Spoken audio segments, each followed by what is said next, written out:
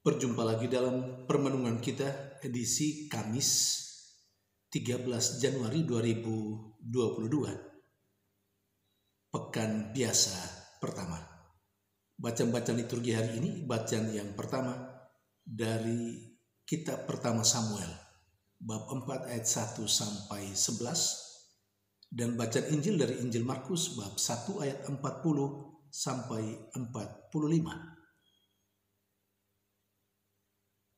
Orang beragama dan lebih lagi orang beriman meyakini bahwa Allah itu adalah Allah yang maha baik. Kemarin, hari ini, dan esok, Allah tidak pernah berubah dalam kebaikannya. Namun terkadang orang beragama, bahkan orang beriman, boleh kita katakan tidak konsisten dalam keyakinan mereka akan Allah.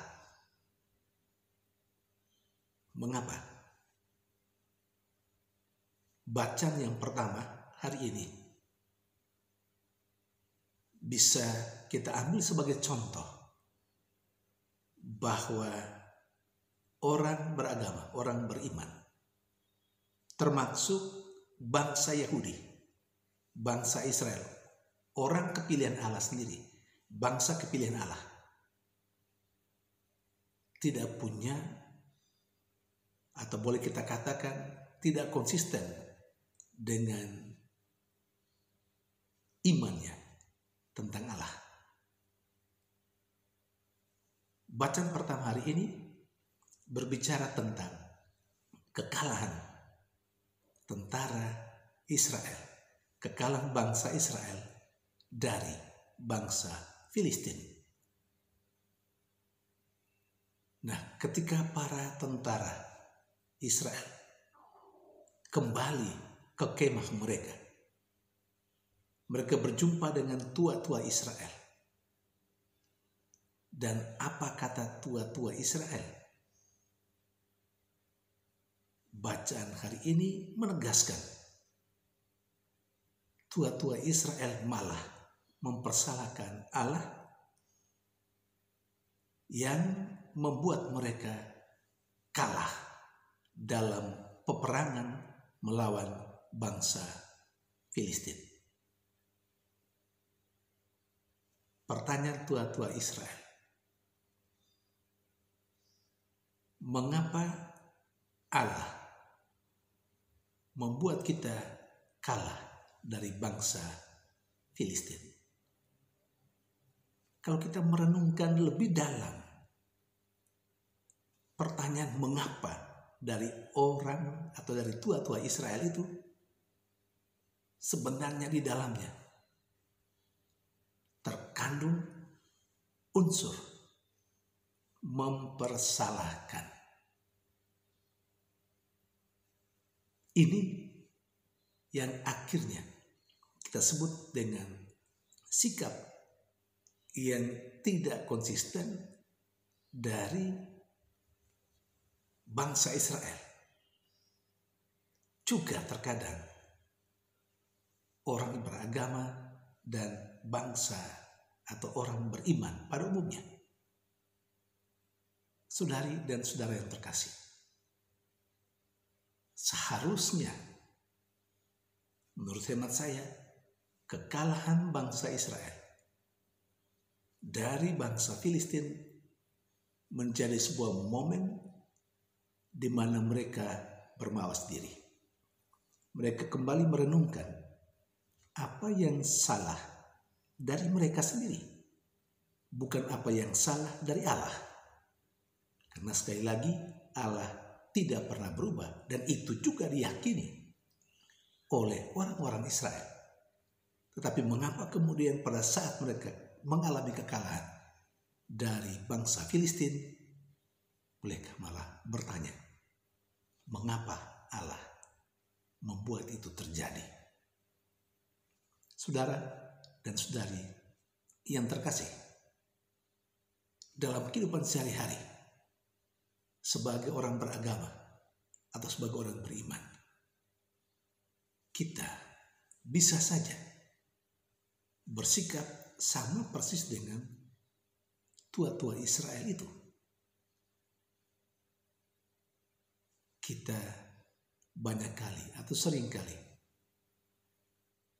menjadikan Allah sebagai kambing hitam, atau kita mengkambing hitamkan Allah karena berbagai persoalan yang kita alami, karena kegagalan-kegagalan, mungkin karena bisnis kita yang tidak berjalan lancar, bahkan bangkrut.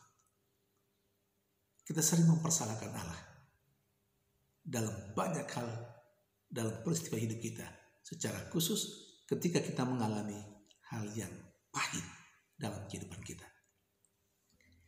Kita diminta untuk konsistenlah dalam kehidupan beriman kita.